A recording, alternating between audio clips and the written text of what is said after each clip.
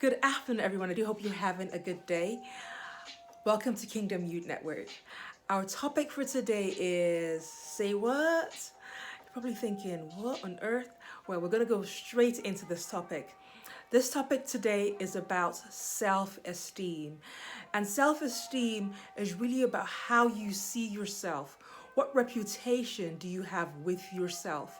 Are you someone whose words can be believed? Are you someone who you can depend on? Now, we're not talking about other people's perception, but your perception about yourself, what you really believe about yourself. Your self esteem can be affected by your words, and it can also be affected by your silence. So for instance, if you're hanging out with someone, with a friend or a colleague, and they say something that you disagree with, you know in your heart that you disagree with this, whatever they've said.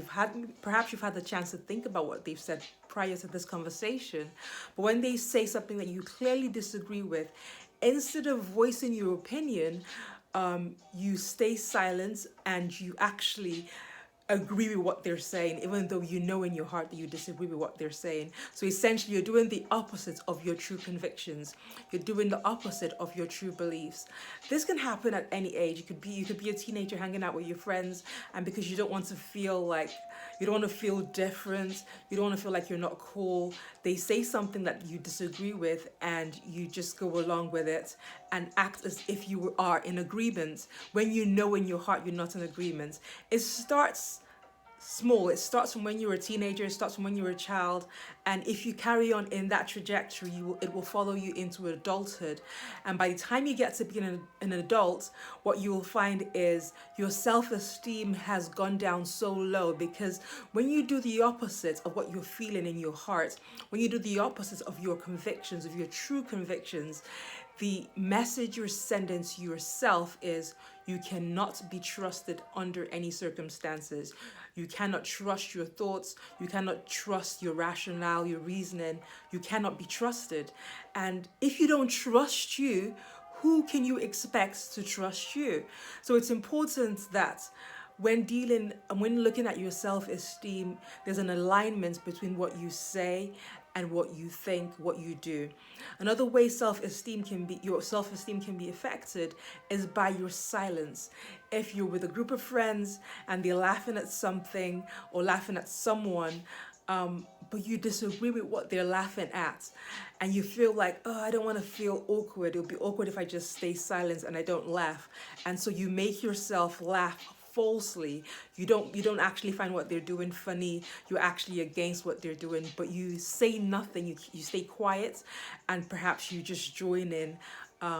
When you do that, again, the same message you're sending is you cannot trust your emotions, you cannot trust your thought patterns, you cannot trust yourself, and that's not a good place to be. If you carry on in that trajectory, like I said, from a teenager or a child, it will follow you into adulthood. So what can you do if you're finding that you tending to be a person that just goes with the flow because you don't want to upset people, you don't want to stand out? And what should you do? Number one, make sure you say yes when you mean yes, and you say no when you mean no. How can you do this? How will you be able to say yes when you mean yes and say no when you mean no? You need to have courage. And courage, when you have courage, it means that sometimes you will stand out. Sometimes people won't like your opinions. Sometimes people won't like you for daring to actually speak up. But it is important that you practice. Start small. Start off with maybe your siblings, and then let it spill over into your relationships with your friends, your teachers, whoever it is. Say yes when you mean yes, and no when you mean no.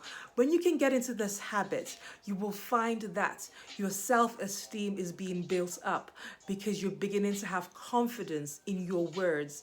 And if you can have confidence in your own words, other people can actually have confidence in your words, because when they hear you speak, they know that you believe what you're saying with all of your heart. And when they can connect with your heart like that, they're more likely to do whatever it is that you're trying to persuade them to do. So say yes when you mean yes, and say no when you mean no. Another way of building up your self-esteem is watch your company. If you find that you are in the company of people who are constantly doing things and saying things that you are not in agreement with, I suggest that you stop hanging out with them.